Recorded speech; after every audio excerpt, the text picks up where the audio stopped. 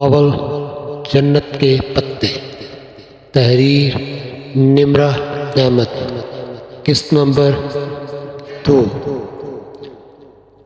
شاید وہ اس کے ساتھ آؤٹنگ کے لیے آئی تھی۔ میٹرو سے وہ اس کو چلی آئی تاکہ کچھ کھا پی لے۔ رات کی دعوت تو طیاب فرقان کی طرف تھی جو وہ اپنے بیٹے کی شادی کے لیے آئے ہوئے لوگوں کو دے رہے تھے۔ میرے لیے پائن ایپل منگوانا، میں ذرا بیکری سے کچھ لے آؤں۔ ارم جھپٹ کر باہر کو لپکی۔ حیا نے گہری سانس لیتے ہوئے اپنی سائٹ کا شیشہ نیچے کیا۔ سرد ہوا کا تھپیڑا اندر آیا، مگر اتنی سردی میں سلش پینے کا اپنا ہی مزہ ہوتا ہے۔ وہ پارکنگ لاٹ میں موجود تھی اور ٹھنڈی ہوا نے سب کو گھیرا ہوا تھا۔ ارم خاصی کمپلیکسڈ لگتی ہے نا۔ ارم دور ہو گئی تو زارا اس کی طرف مڑی۔ اور تم اس کے کمپلیکس کو ہوا دے رہی ہو۔ وہ الٹا اس پر خفا ہوئی۔ طیاب فرقان صرف اسکارف کی سختی کرتے ہیں، وہ بس اس بات پر خود ترسی کا شکار ہے، اور تم بھی اس کا ساتھ دے رہی ہو۔ میں نے کہا کہ بیچاری نہیں ہے وہ بیچاری۔ اب اس کو بھی یہی سمجھنا ہے کہ خواہ مخواہ کی خود ترسی سے نکل آئے۔ ویٹر ہاتھ میں کارڈ پکڑے حیا کی طرف آ چکا تھا۔ تمہیں یاد ہے زارا، جب پچھلے سال یونیورسٹی والوں نے ہمیں ترکی کے تقریب کی اس دلائی تھی اور آخر میں آ کر سارا پروگرام کینسل کر دیا تھا؟ آرڈر کر کے شیشہ اوپر چڑھا کر وہ یاد کرنے لگی۔ میں تو اتنی مایوس ہو گئی تھی، سوچا بھی نہ تھا کہ کبھی جا سکوں گی۔ اس کی آواز میں اس جھرنے کی خوشی در آئی تھی۔ زارا اور وہ LLB کے 5ویں سال میں تھی۔ ان کا 7ویں سیمسٹر کا درمیان تھا جب یورپی یونین کا اسکالرشپ کا اعلان ہوا، جس کے تحت یورپ اور ایشیائی یونیورسٹی کے اسٹوڈنٹس کا تبادلہ ہوگا۔ جب درخواست دینے کی باری آئی تو اس کو ترکی کی سبانجی یونیورسٹی کا فارم سب سے آسان لگا، پھر ایک ہسپانوی یونیورسٹی میں بھی۔ کیا بلاخر سپانجی نے اس کا انتخاب کر لیا۔ اپلائی ساتھ ہی 7ویں سیمسٹر پورا کر کے اس کو 5 ماہ کے لیے ترکی جانا تھا، جہاں اس کے مضامین تو نہ تھے کہ ترکی کا قانون پاکستان کے قانون سے مختلف تھا، 5 ماہ کے لیے وہ اپنی مرضی سے کوئی بھی مضمون پڑھ سکتی تھی، پھر پاکستان واپس آ کر 8واں سیمسٹر شروع کرنا تھا۔ کتنا مزہ آئے حیا، کوئی رومانٹک سا ہینڈسم سا ہم سفر تمہیں مل جائے تو تمہارا سفر کتنا خوبصورت ہو جائے۔ ہم سفر کوئی نہیں ملنے والا۔ پاکستان سے ہم صرف 2 لڑکیاں سبانجی جا رہی ہیں، اور پھر ہم ٹھہری وومن یونیورسٹی میں پڑھنے والیاں۔ وہ ختیجہ رانا جو تمہارے ساتھ جا رہی ہے، اس سے کوئی بات ہوئی؟ ویٹر سے شیشہ بجایا تو حیا نے شیشہ نیچے کیا۔ نہیں، ختیجہ رانا کو تو میں جانتی بھی نہیں ہوں۔ اس نے سلش کے گلاس پکڑے، زارا کا اس کو تھمایا یا ارم کا ڈیش بورڈ پر رکھ۔ بے دہانی میں وہ شیشہ بند کرنا بھول گئی۔ اس کے علم میں نہ رہا۔ دفعتاً زارا کا موبائل بجا۔ زارا نے سپ لیتے ہوئے فون کان سے لگایا۔ ہیلو اماں جی، کیا ہوا؟ آواز خراب ہے، 1 منٹ۔ زارا کے فون پر سگنل ٹھیک نہیں آ رہے تھے۔ وہ سلش کا گلاس ہاتھ میں پکڑے باہر نکل گئی۔ حیا اپنے گلاس سے چھوٹے چھوٹے سپ لیتے ہوئے ونڈو اسکرین سے باہر زارا کو دیکھنے لگی۔ اب وہ دور درخت کے پاس کھڑی بات کر رہی تھی۔ ہیلو مائی بیوٹی، کوئی ایک دم سے اس کے بالکل قریب آ کر بولا تھا۔ وہ ڈر کر اچھلی، ذرا سر جوس بھی کپڑوں پر گرا۔ کھلی کھڑکی پر ایک خوبصورت عورت جھکی ہوئی تھی، میک اپ سے بھرا چہرہ، آئی شیڈو سے چمکتی آنکھیں، بھڑکتی ہوئی سرخی بالوں کا جوڑا اور چھم چھم کرتے کپڑے۔ وہ عورت نہیں تھی مگر مرد بھی نہیں تھا۔ ڈرو نہیں سوڑیو، میں تمہاری دوست ہوں، ڈولی کہتے ہیں مجھے۔ ہٹو ہٹو ہٹو جاؤ۔ وہ گھبرا گئی۔ خواجہ سرا کے وجود سے سستے پرفیوم کی خوشبو اٹھ رہی تھی۔ اسے کراہت سی آئی۔ اچھا سوڑیو، ذرا بات تو سنو۔ اس نے اپنا چہرہ اور جھکایا۔ اس سے پہلے کہ وہ آگے بڑھتا، حیا نے سلش کا بھرا گلاس اس کے منہ پر الٹ دیا۔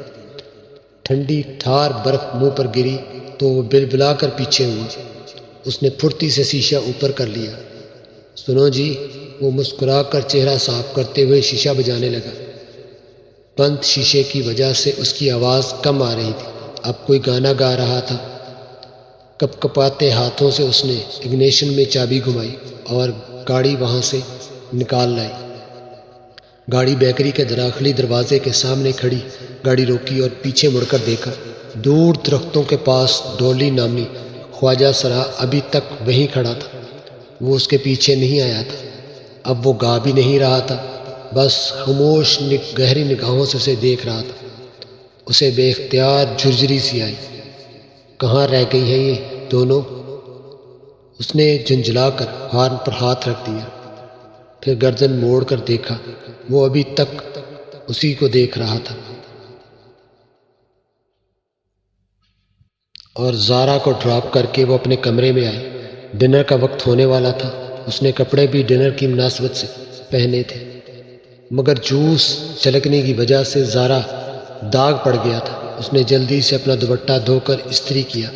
اسے رہ رہ کر وہ خواجہ سرا یاد آ رہا تھا۔ اس برادری کے لوگ اکثر آ کر پیسے مانگتے تھے، مگر ایسی حرکت تو کبھی کسی نے نہیں کی تھی۔ اس خواجہ سرا کی نگاہیں اور انداز اس کو پھر سے جھرجھری آ گئی۔ پھر جب وہ اپنی تیاری سے مطمئن ہو کر باہر آئی تو دروازے کے باہر پاؤں کسی چیز سے ٹکرایا۔ وہ چونک گئی۔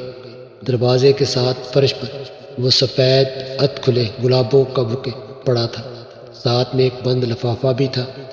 وہ دونوں چیزیں اٹھا کر سیدھی ہوئی۔ لفافہ کھولا جس پر حیا سلمان لکھا ہوا تھا۔ اندر وہی سفید بے سطر چوکور کاغذ تھا۔ اس کے وسط میں اردو میں لکھا تھا، حیا امید کرتا ہوں آپ کا آج کا ڈنر اچھا گزرے گا۔ اس نے لفافہ پلٹ کر دیکھا۔ اس پر اور کچھ نہیں لکھا تھا، بس لفافے پر گزشتہ روز کی مہر لگی تھی۔ یہ کون تھا اور کیوں اسے پھول بھیج رہا تھا؟ وہ خط اور بکے کمرے میں رکھ کر نئے سرے معاملے سے الجھتی باہر آ گئی۔ تایا فرقان کے گھر خوب چہل پہل تھی۔ سب کزنز لاؤنج میں بیٹھے تھے۔ ایک طرف خواتین خمور خوش گپیوں میں مصروف تھی، مرد حضرات یقیناً ڈرائنگ رومز میں تھے۔ اس کے خاندان میں کزن کی بے تکلفی کو بری نظر سے نہیں دیکھا جاتا تھا۔ تایا فرقان تمام بہن بھائیوں میں بہت سخت تھی، اور ان کی سختی صرف ارم کے اسکارف لینے اور گھر سے باہر لڑکوں سے بات کرنے تک تھی۔ ارم اور باقی کزنز بھی گھر کے کزنز کے علاوہ لڑکوں سے بات نہیں کرتی تھی۔ حیا اور ارم تو پڑھتی بھی ویمن یونیورسٹی میں تھی۔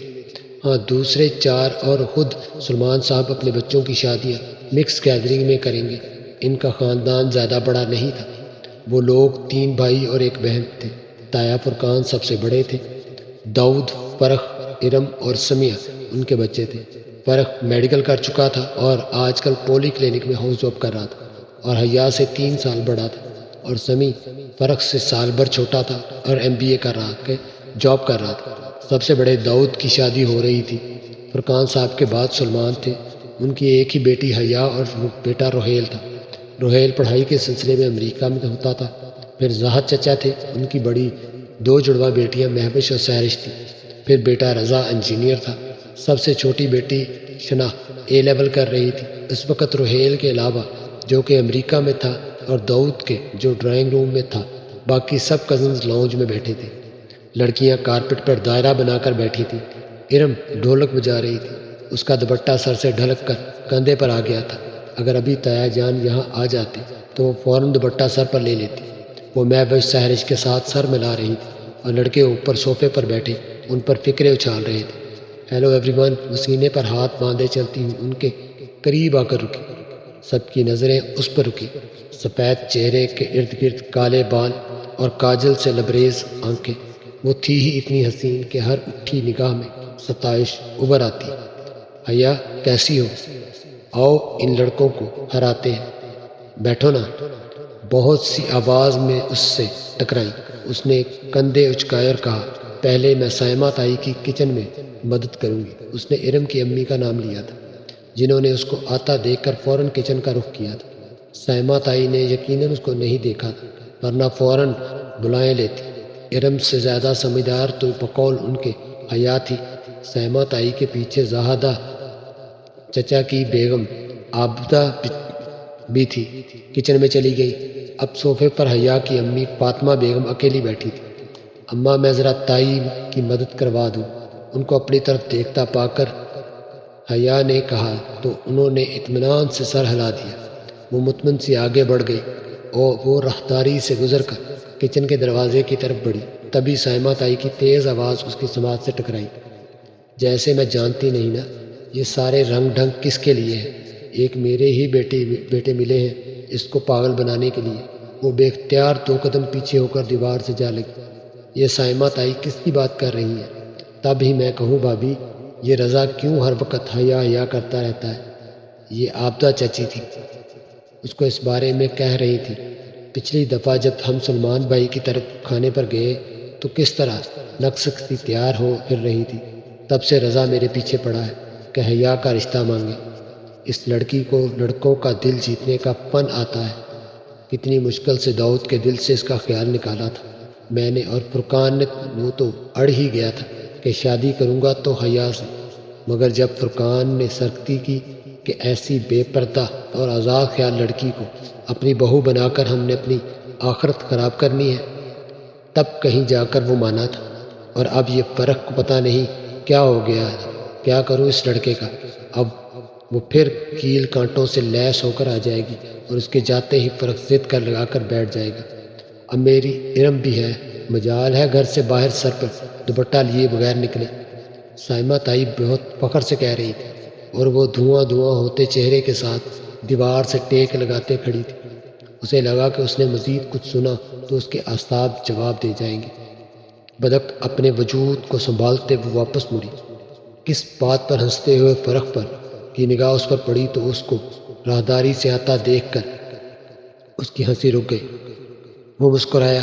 بہت مناسب سی شکل و صورت کا تھا۔ فرق اور ٹف روٹین کی وجہ سے اس کا رنگ مزید سانولا ہو گیا تھا، مگر مسئلہ اس کی واجبی صورت اور حیا کی بے پردگی کا نہیں تھا۔ اصل بات سب جانتے تھے، تو پھر رضا اور فرق نے ایسا سوچا بھی کیسے؟ وہ ایک سپاٹ نگاہ فرق پر ڈال کر صوفے پر فاطمہ بیگم کے ساتھ آ بیٹھی۔ تمہیں کیا ہوا؟ کچھ نہیں اماں۔ وہ خود کو نارمل کر پائی۔ وہ مطمئن ہو گئی تو سائمہ تائی کے بارے میں سوچنے لگی، جن کا حیا میری جان کہتے منہ نہ تکتا تھا، اور فرقان تائی کی تو وہ بڑی بیٹی تھی، مگر ان کے دل میں ایسے خیالات تھے یہ وہ گمان بھی نہیں کر سکتی تھی۔ اور وہ پھول، وہ بھی فرق یا رضا نے بھیجے تھے، مگر جب پہلی بار اس کو پھول آئے تھے تو فرق شہر سے باہر تھا اور رضا تو اسلام آباد میں ہی تھا، مگر ان میں سے کسی کو اس کی سماجی سلیکشن کا پتہ نہیں تھا۔ شاید جب وہ زارا کو فون پر بتا رہی تھی تب کھڑکی کے باہر کچھ کھٹکا تھا۔ وہ جو کوئی بھی تھا اس نے کھڑکی کے باہر سے ساری بات سن لی تھی، اور اس نے پھولوں کے ساتھ خط لکھ کر رکھ دیا ہوگا، مگر کوریئر پر تو 1 دن پہلے کی مہر لگی ہوئی تھی۔ شاید اس نے کوئی جعلی مہر استعمال کی ہوگی، مگر اس طرح کے جھمیلوں میں فرق اور رضا جیسے جاب والے مصروف بندے کیوں پڑیں گے بھلا؟ اس کا دل کہہ رہا تھا کہ پھول بھیجنے والا کوئی اور ہی ہے۔ خیر دفع کرو جو بھی ہو، ان دونوں کا دماغ تو میں ابھی ٹھیک کرتی ہوں۔ وہ تیزی سے اٹھ کر لڑکے لڑکیوں کے گروپ کی طرف چلی آئی۔ ارم، اس نے اپنے مخصوص انداز میں سینے پر ہاتھ باندھے ہوئے ارم کو مخاطب کیا، تو سب رک کر اس کو دیکھنے لگے۔ کیا تم لوگوں نے سبین پھوپھو کو شادی کا کارڈ بھیجا تھا ترکی؟ کھڑکیوں سے اس نے فرق اور رضا کے چہرے کو ماند پڑتا دیکھا۔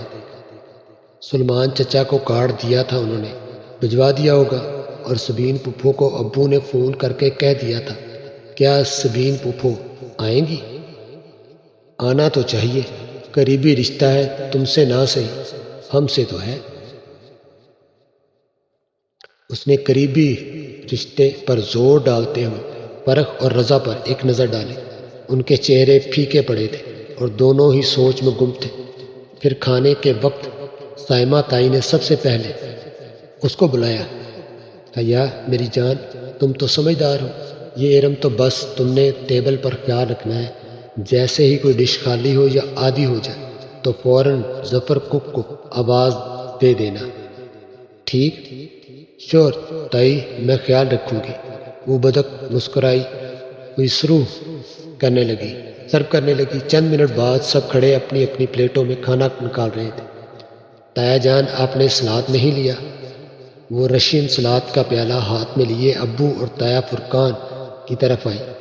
جو اپنے دھن میں باتیں کر رہے تھے۔ اس کے پکارنے پر چونکے۔ تھینک یو بیٹا، تایا فرقان نے مسکراتے ہوئے سلاد اپنی پلیٹ میں نکالا۔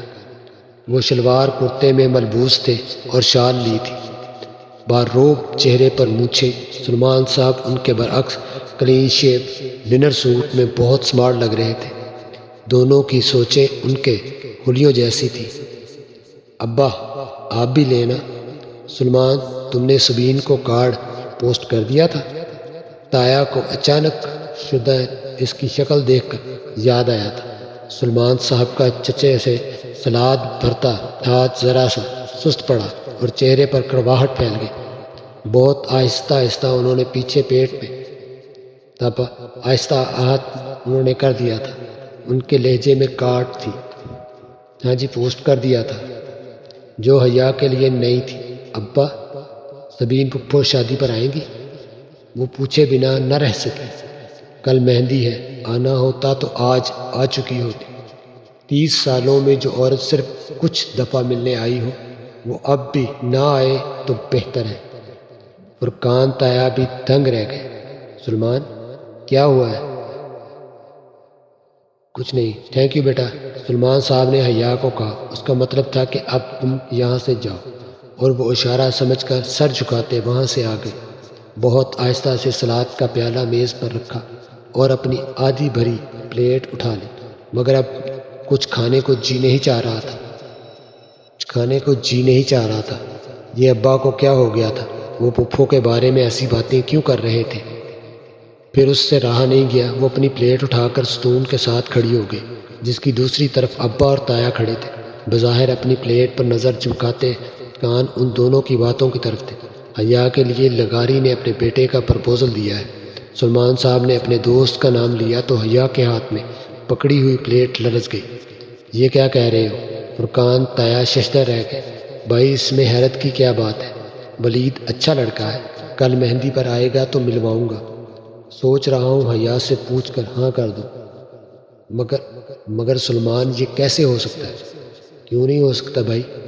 تم یہ شادی کیسے کر سکتے ہو؟ باپ ہوں اس کا، کر سکتا ہوں۔ فاطمہ بھی راضی ہے اور مجھے یقین ہے حیا کو کوئی اعتراض نہیں ہوگا۔ اور جہاں کا کیا ہوگا؟ کون جہاں؟ یکسر انجان بن گئے۔ تمہارا بھانجا سبین کا بیٹا ہے، جس سے تم نے حیا کا نکاح کیا تھا۔ تم کیسے بھول گئے ہو؟ وہ 21 سال پرانی بات ہے، اور حیا اب 22 سال کی ہو گئی ہے۔ بے وقوفی کی تھی میں نے، سبین پر اعتبار کر کے اپنی بچی کا نکاح کر دیا۔ 21 برسوں میں کبھی سبین نے مڑ کر پوچھا کہ نکاح کا کیا ہوگا؟ 6 ماہ میں ایک بار فون کر لیتی ہے اور 3 منٹ بات کر کے رکھ دیتی ہے۔ اور آپ کو واقع لگتا ہے کہ وہ لوگ رشتہ قائم رکھنا چاہتے ہیں؟ مگر سبین تو سکندر کی وجہ سے، تم تو جانتے ہو، الٹے دماغ کا انسان ہے۔ میں کیسے مان لوں کہ اپنے مغرور اور بد دماغ شوہر کی وجہ سے نکاح کو بھول گئی؟ اتنے برس بیت گئے، اس نے ایک بار بھی اس شادی کی بات منہ سے نہیں نکالی۔ میں اس سے کیا امید رکھوں؟ مگر جہاں تو اچھا لڑکا ہے۔ تم مجھ سے ملے تو تھے جب پچھلے سال تم استنبول گئے تھے؟ جی، جہان سکندر اچھا لڑکا ہے، مائی فٹ۔ انہوں نے بہت تلخ ہو کر کہا۔ اس کے تو مزاج ہی نہیں ملتے۔ ترکی میں پیدا ہوا ہے، نہ اس کو اردو آتی ہے نہ پنجابی۔ اور کبھی اس نے ماموں کا حال پوچھا؟ کبھی فون کیا ہے؟ بھائی، میں یہ سب بھول جاتا، مگر پچھلے سال میں ترکی گیا تو یقین کرے بھائی، میں 18 دن وہاں رہا، روز سبین کے گھر جاتا تھا۔ سکندر تو خیر الگ بات، مگر جہاں آخری روز مجھے ملا وہ بھی 15 منٹ کے لیے، بس وہ بھی جب اس کی ماں نے میرا نام بتایا تو کافی دیر سوچنے کے بعد اس کو یاد آیا کہ میں اس کا دور پرے کا ماموں لگتا ہوں۔ وہ مجھ سے ملا اور وہ بھی 15 منٹ کے لیے بس، اور پوچھنے لگا کیا پاکستان میں روز بم دھماکے ہوتے ہیں اور کیا وہاں انٹرنیٹ کی سہولت موجود ہے؟ پھر اس کا فون آیا اور وہ اٹھ کر کھڑا ہو گیا اور چلا گیا۔ میں کبھی حیا کے لیے کورٹ سے کھلا لینے کا نہ سوچتا اگر میں اس روز ایک ترک لڑکی کو جہان کے ساتھ اس کے گھر ڈراپ کرتے نہ دیکھتا۔ جب میں فلائٹ پکڑنے سے قبل سبین کو خدا حافظ کہنے گیا تھا اس لڑکی کے ساتھ اس کی بے تکلفی علامان، وہ سکندر شاہ کا بیٹا ہے اور وہ اپنے باپ کا ہی پر تو ہے۔ میں سمجھتا تھا کہ اگر احمد شاہ جیسے عظیم انسان کا بیٹا ہو کر سکندر ان کے برعکس نکلا تو ویسے ہی جہان بھی اپنے باپ کے برعکس نکلے گا اور ایک اچھا انسان ہوگا، اور وہ اسی مغرور آدمی کا بیٹا ہے۔ حیا کون ہے؟ اس کا ان سے کیا تعلق ہے؟ یہ بات نہ جہان کو یاد ہے نہ سبین کو۔ سبین تو اب یہ بھی ذکر نہیں کرتی۔ اب میں اپنی بیٹی کو زبردستی ان کے گھر بھیج دوں کیا؟ خیر، کل ولید سے ملواؤں گا آپ کو۔ اب جو رشتہ بھی اچھا لگا میں حیا کی ادھر شادی کر دوں گا۔ حیا میں اب مزید سننے کی تاب نہ تھی۔ وہ سفید چہرہ لیے بوجھل قدموں سے چلتی ان سے دور ہٹ گئی۔ جہان سکندر کو اس نے کبھی نہیں دیکھا تھا، بس بچپن سے اس نے اپنے اور اس کے رشتے سے متعلق سنا تھا۔ وہ سال بھر کی تھی جب سبین پھپھو پاکستان آئی اور فرتے جذبات میں اپنے 8 سالہ بیٹے کے لیے اس کا رشتہ مانگ لیا۔ جذباتی سی کارروائی ہوئی اور دونوں بہن بھائیوں نے بچوں کا نکاح کر دیا۔ تب 8 سالہ جہان ان کے ساتھ تھا۔ پھر وہ ترکی چلا گیا۔ 21 سال گزر گئے، وہ ترکی میں ہی رہا، کبھی پاکستان نہیں آیا، اور اس وزٹ کے بعد سکون پھپھو بھی نہیں آئی۔ نہ کبھی انہوں نے کوئی تصویر بھیجی، نہ خط لکھا۔ اگر کبھی کوئی ترکی چلا جاتا تو ان سے رابطہ کر لیتا، رابطہ نہ ہونے کے برابر تھا۔ انٹرنیٹ وہ استعمال نہیں کرتی تھی، اگر کرتا تھا جہان سکندر بھی تو اس کا کوئی ای میل، فیس بک، ٹویٹر کسی قسم کا کچھ نہیں تھا۔ علم وغیرہ اس فیس بک پر سرچ کرتے کرتے تھک گئی تھی، مگر ترکی کا کوئی جہان سکندر کو نہیں ملا تھا۔ شروع کے چند دن پھپھو بہت فون کرتی تھی، پھر آہستہ آہستہ یہ رابطہ زندگی کی مصروفیت میں کھو گئے۔ 3 ماہ میں ایک فون ان کا آ جاتا تھا، 3 ماہ میں ایک فون ادھر سے چلا جاتا تھا، یوں 6 ماہ میں 2 دفعہ سے بات ہو جاتی۔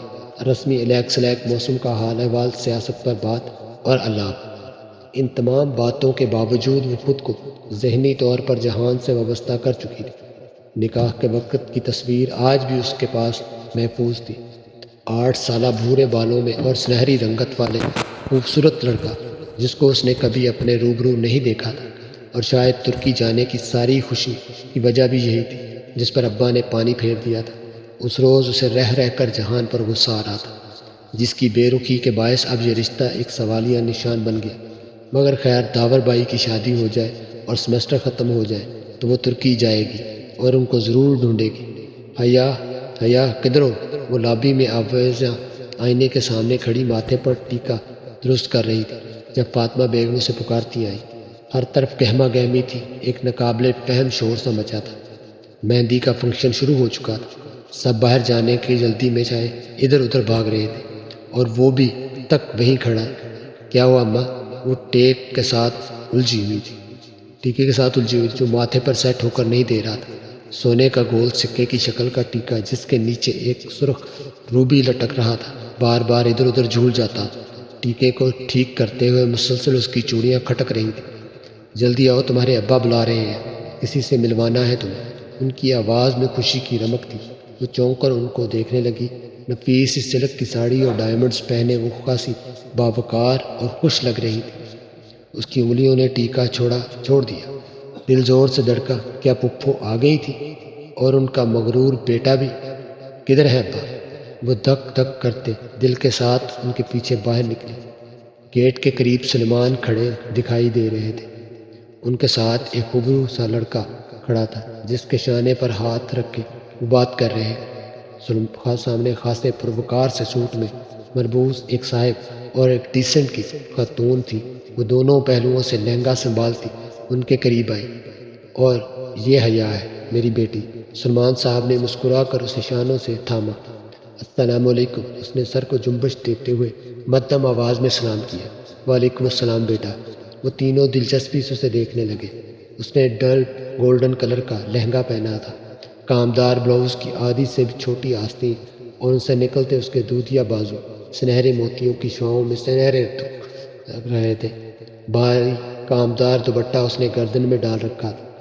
بال ہمیشہ کی طرح کھلے کمر پر گرے تھے۔ ٹیکے کے ساتھ کے سنہرے جھمکے کانوں سے لٹک رہے تھے اور ملائی سے بنا چہرہ ہلکے میک اپ سے دلکش لگ رہا تھا۔ اس نے کاجل سے لبریز پلکیں اٹھائیں۔ وہ تینوں سے ستائش سے دیکھ رہے تھے۔ اور حیا، یہ میرے دوست ہیں عمیر لغاری، اور یہ مہناز بھابھی ہیں، اور یہ ان کے صاحبزادے ہیں ولید۔ اس کے دل پر بوجھ سا آ گرا، آنکھوں میں بے اختیار نمکین پانی بھر آیا جسے اس نے اندر اتار لیا۔ Nice to meet you. وہ مہمان آنے لگے ہیں۔ میں پھولوں کی پتیاں ادھر رکھ آئی تھی۔ سب مجھے ڈھونڈ رہے ہوں گے تو میں ہاں تم جاؤ، انجوائے کرو۔ سلمان صاحب نے آہستگی سے اس کے شانوں سے ہاتھ ہٹا لیے۔ وہ مبازرت خانہ مسکراتی ہوئی گیٹ کی جانب بڑھ گئی۔ باہر آ کر اس نے بے اختیار آنکھوں کے بھیگے گوشے صاف کیے اور ایک نظر ان کو پلٹ کر دیکھا، پھر سر جھٹک کر آگے بڑھ گئی۔ ان کے گھر کے ساتھ خالی پلاٹ میں شامیانے لگا کر مہندی کا فنکشن ارینج کیا گیا تھا۔ مہندیاں دونوں گھروں کی الگ الگ تھیں۔ گیندے کے پھولوں اور موتیے کی لڑیوں سے ہر کونا سجا تھا۔ تقریب سیگریگیٹڈ تھی، مرد الگ عورتیں